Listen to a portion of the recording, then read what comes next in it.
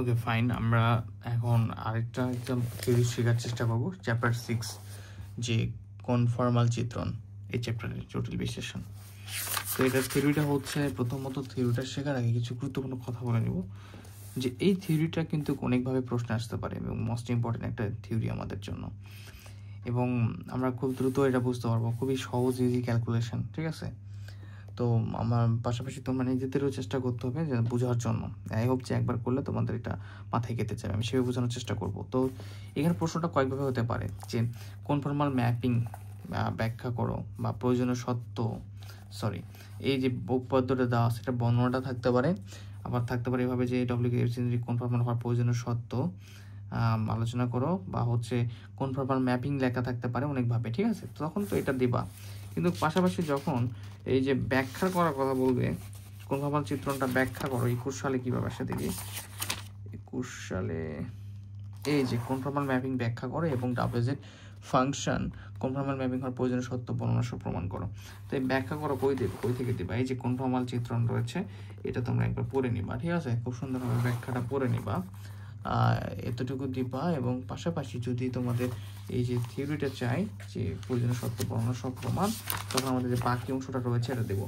তো এই অংশটা খুবই সহজ, সো যেটুকু খাতায় বোঝানো দরকার বোঝাবো, খাতায় বোঝাতে হবে না, এরা মুখে মুখে এখানে দেখাই দিলে তোমরা পারবা। তো উপপাদ্যটা বলছে যদি ডাব্লিউ কাল এফ জেড চিত্রটি কনফর্মাল হয়, তখন এফ জেড হলো জেডের বৈশেষিক ফাংশন, তখন এফ জেড জেডের বৈশেষিক ফাংশন হবে। তো বৈশেষিক ফাংশনের অনেক কিছু শর্ত রয়েছে, যদি কোনো একটা ফাংশন কোসি রিমান দ্বারা যদি আমাদের সিদ্ধ হয়, সেক্ষেত্রে সেই ফাংশনটা আমাদের কি বৈশ্লেষিক হয়ে থাকে। তো আমরা দেখি আজকে ওইটাই প্রুভ করার ট্রাই করবো, ওইভাবে সেমভাবে, ঠিক আছে, খুব দ্রুত। তো যাদের সময় কম তারা স্পিড বাড়ায় নিয়ে ক্লাসটা করবা। তো প্রথমত ডাব্লিউ ইকুয়াল এফ জেড দেওয়া আছে, তো এখানে ডাব্লিউটা হচ্ছে আমাদের, এফ জেড হচ্ছে কমপ্লেক্স ফাংশন একটা, ঠিক আছে, জটিল, জেডটা হচ্ছে কি জটিল ফাংশন। তো আমাদের এখানে সেই ফাংশনটা হচ্ছে ডাব্লিউ ইকুয়াল অবশ্যই এফ জেড ইকুয়াল তাহলে ইউ প্লাস আইভি হবে, ঠিক আছে। ইউটা হচ্ছে আমাদের কি এক্স ওয়াই এর ফাংশন, ভিটা হচ্ছে আমাদের এক্স ওয়াই এর ফাংশন, রাইট, ঠিক আছে। এটাকে আমরা 1 নম্বর সমীকরণ দিলাম। এখন এখানে আমরা একটা ডিএস এবং ডি সিগমা নিব, যারা জেড সমতল এবং ডাব্লিউ সমতলে ক্ষুদ্র অংশ প্রকাশ করে। আচ্ছা ঠিক আছে, তো এখানে এস তলটা হচ্ছে আমাদের, দেখো যে এক্স দুটোই কমপ্লেক্স আই এবং সিগমাটা হচ্ছে এখানে মানে ইউভি ধরছে, তাই না, এক্স প্লাস আই ওয়াই দুটোই জটিল হবে, এখানে হচ্ছে ইউ প্লাস আইভি, ওকে।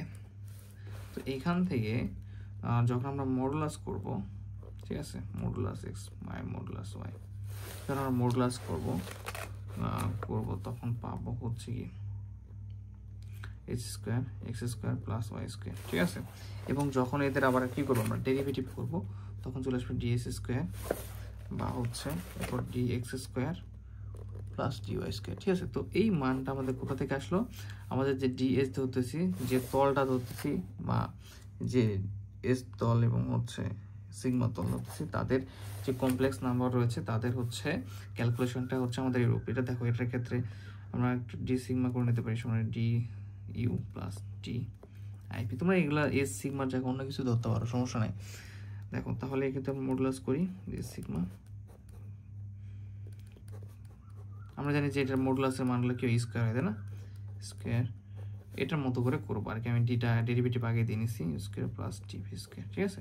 তোমরা সকলেই জানো যে হচ্ছে আমাদের কি, আমাদের কমপ্লেক্স নাম্বারের অংশটার আমাদের মডুলাসের মানটা কিভাবে বের করতে হয়, ঠিক আছে। তো এটা আরও একটা ব্যাপার থাকে যে রুট ওভার করতে হয় বা করতে হয়, তো আমি এটা না দেখি একদম ডিরেক্ট আর কি দেখালাম, ঠিক আছে, যে ডিরেক্ট এটা থেকে আমরা এটাতে আসতে পারি। আচ্ছা, তো দেখো এখানে তাহলে আমাদের এই ডিএস এর উপরে স্কোয়ার মানে ডিএক্স স্কোয়ার ডিও স্কোয়ার, 2 নম্বর সমীকরণ, ডি সিগমার উপরে স্কোয়ার মানে d square dv square, okay fine, 3 নম্বর সমীকরণ। এখন 1 নং হতে পাই, 1 নং হতে কি পাই, বা তোমরা ডিরেক্ট এই অংশটা না লিখেও এখানে লিখতে পারো যে এটা হচ্ছে আংশিক অন্তরস্থের ব্যাপারটা রয়েছে, বা সম্পূর্ণ অন্তরস্থের একটা ব্যাপার রয়েছে, যেখান থেকে আমরা লিখতে পারি যে d u equal del u by del x dx plus del u by del y dy, ঠিক আছে। এটা আংশিক অন্তরস্থ বা সম্পূর্ণ অন্তরস্থ সূত্রটা, ডিবি ইকুয়াল হচ্ছে db by dx del b by del x dx, ঠিক আছে। এখন ভিটার সামনে ভি থাকবে, এখানে ইউ এর জায়গায় ইউ, ইউ এর জন্য ইউ ইউ, আর বি এর জন্য ভিবি সম্পূর্ণ আলাদা জিনিস একই, dx del b by del y dy. তো এতটুকু তো একই, এতটুকু আই হোপ যে বুঝতে পেরেছো তোমরা, ঠিক আছে, জেড সমতল ডাব্লিউ সমতলের ব্যাপারটা। এবং এখানে এখন ফাইনালি আমরা যে জিনিসটা আমরা এখানে খেয়াল করব যে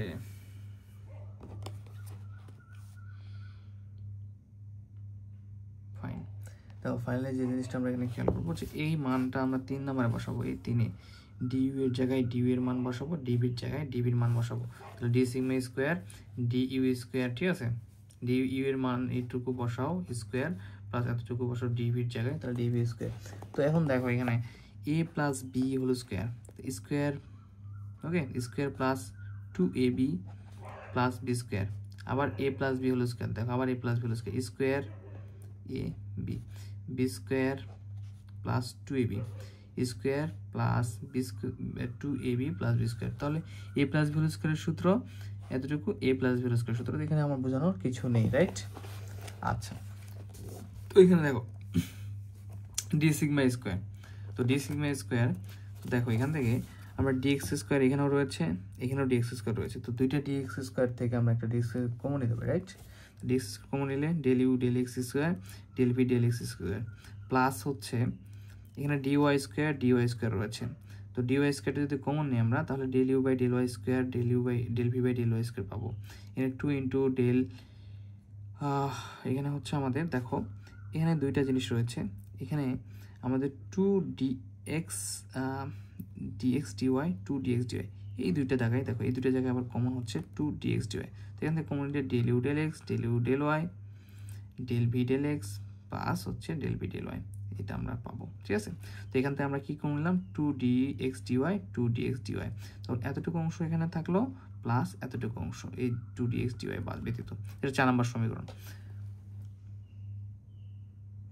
তো আমার মনে হচ্ছে যতটুকু তোমাদের এই ব্যাপারটা হচ্ছে ক্লিয়ার না, একটু এটা আরেকটু ক্লিয়ার করে দেওয়া দরকার যে এখানে কি ঘটনা ঘটলো। দেখো আচ্ছা ঠিক আছে, এটাকে আমরা এভাবে চিন্তা করি যে S modulus complex number plus i, right? এটা মডুলাস করলে আমাদের আসলে root over x square plus Y square, okay. তো এখানে আমাদের এস থাকবে, তো আমরা যদি উভয় পাশে স্কোয়ার করে দিই তাহলে স্কোয়ার রুট কেটে যাবে, তাহলে এখানে যাবে এস স্কোয়ার, এখানে স্কোয়ার করে দিলে স্কোয়ার রুট কেটে x square plus Y square থাকে। মানে এক্স যদি ডেরিভেটিভ করে দেওয়া হয় তাহলে ds square dx square plus dy square, এভাবে হয়ে যাবে। তো আমি এখানে সংক্ষেপ আর কি দ্রুত করেছি, তোমাদের এই রুট ওভারের কাজটা দেখায়নি, ঠিক আছে, ফাইন। আচ্ছা ক্লিয়ার হোক,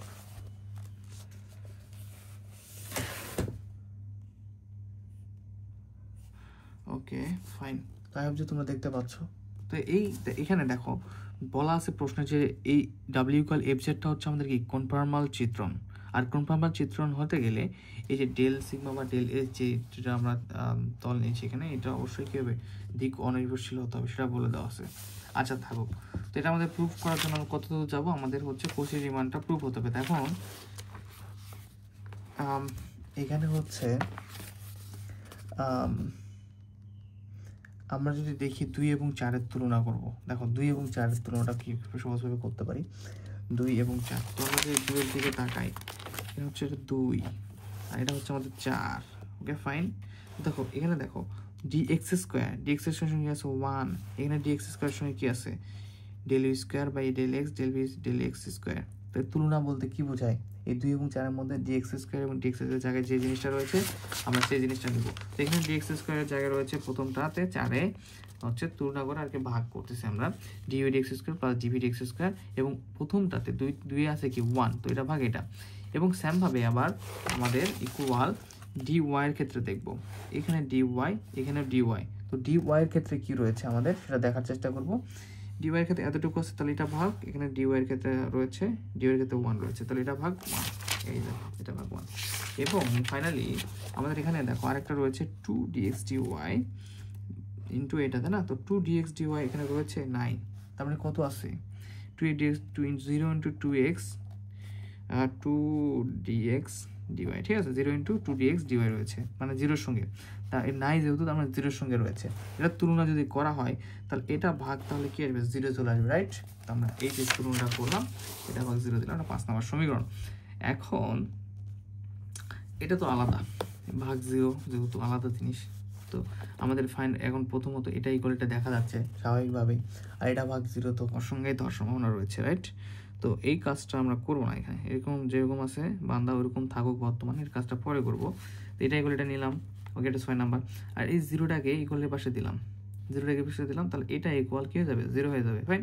এই 0 দিয়ে তুমি এটা দাও, যে মানই থাকুক না কেন গুণ হয়ে কিন্তু 0 হয়ে যাবে, তার মানে এটা ইকুয়াল আমাদের 0 চলে আসবে 7 নাম্বার। এই 6 নাম্বারটাকে তুমি যদি দেখো, 6 নাম্বার সমীকরণটা কি দ্বারা সিদ্ধ হবে, কৌশিক মান দ্বারা আমাদের সমীকরণটা সিদ্ধ হবে।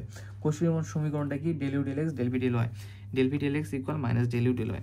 তো এই মানগুলো তুমি বসাও, বসানোর পরে যদি ইকুয়ালের এই পাশে করো, দেখো সেম মানই আসবে, কিন্তু ডেল ইউ ডেল ওয়াইয়ের জায়গায় আমরা যদি বসাই ডেল ভি ডেল ওয়াই, ঠিক আছে, আবার এখানে ডেল ইউ ডেল এক্সের জায়গায় যদি বসাই ডেল ভি ডেল ওয়াই, তো বসানোর পরে তুমি ইকুয়ালের এ পাশে নিয়ে আসো, মানে মানগুলো তখন সেম হয়ে যাবে, ঠিক আছে, কাছাকাছি মান হয়ে যাবে। তো মান সেম হয়ে যাবে, পজিটিভ নেগেটিভ কেটে যাবে, ঠিক আছে। Del u del x, del u del v del y, আর পরে হচ্ছে ডেল ভি ডেল এক্সের মানটা এটা, আবার ডেল ইউ ডেল ওয়াইয়ের মানটা হচ্ছে বসাই দিতে হবে, এটা ইকুয়াল এটা, এবং এটা equal del v by del y. আচ্ছা, মানগুলো বসানোর পরে আমাদের ডেল ইউ ডেল এক্সের মানটা কি, ডেল ভি ডেল ওয়াই, আচ্ছা, আর del v del x minus del u del y, এই দেখো একই জিনিস হয়ে যাবে, যে কোনো এক পাশে মান বসাবা, তো স্কোয়ার আছে সব মানই পজিটিভ, তো ইকুয়াল এ পাশ থেকে পাশে নিয়ে আসলে পজিটিভ নেগেটিভ সেম জিনিস কেটে যাবে, যেটা সিদ্ধ হয়ে যাবে 0। এখানেও সেম। তো অতএব এফ জেড ফাংশন হলো জেডের বৈশেষিক ফাংশন, কেননা কৌশিক মান সমীকরণটা এখানে সিদ্ধ হচ্ছে 6-এ। সাথেও সেম, সাথে তুমি এই মানগুলো বসাও, কৌশিক মানের যে সমীকরণ আমার রয়েছে এই মানগুলো বসাও, তোমার সেম 0 আসবে, ঠিক আছে, পজিটিভ নেগেটিভ কেটে গিয়ে। তো এটা হচ্ছে কৌশিক সমীকরণটাকে সিদ্ধ করতেছে। আমরা প্রতিষ্ঠা করতেছি যে যদি F W equal F Z conformal হয়, তখন এফ জেড অবশ্যই জেডের বৈশেষিক ফাংশন হবে, ঠিক আছে। কী হবে তখন, এফ জেড অবশ্যই জেডের বৈশেষিক ফাংশন হবে, কনফর্মাল হয়। কনফর্মাল হলে যে সমীকরণটা পেলাম তাদের কৌশিক মান সমীকরণ সিদ্ধ করতেছে, যার পর এটা বৈশেষিক। এবং এই যে কনফর্মাল চিত্রণ সম্পর্কে আমরা বিস্তারিত আরও আলোচনা করার চেষ্টা করবো পরবর্তী ক্লাসগুলোতে। তো দেখো, খুব সহজ স্টেপ, আর মনে হয় না যেটা একবারে বেশি ক্লাস করতে হবে। তোমরা দেখো, জাস্ট আমরা যে সিগমা তল নিলাম, এবং 1 নং হতে আমাদের যে আংশিক অন্তর্জ বা সম্পূর্ণ অন্তর্জের যে অংশটা পাই সেই অংশটা, এবং এই মানগুলো 3 নম্বরে বসালাম, তুলনা করলাম, খেলা শেষ আমাদের। এবং কৌশিক মান সমীকরণ সম্পর্কে সকলেরই ধারণা আছে। তো আই হোপ যে তোমাদের এটা খুব সহজেই তোমরা এটা পারবা। Best of luck. আসসালামু আলাইকুম।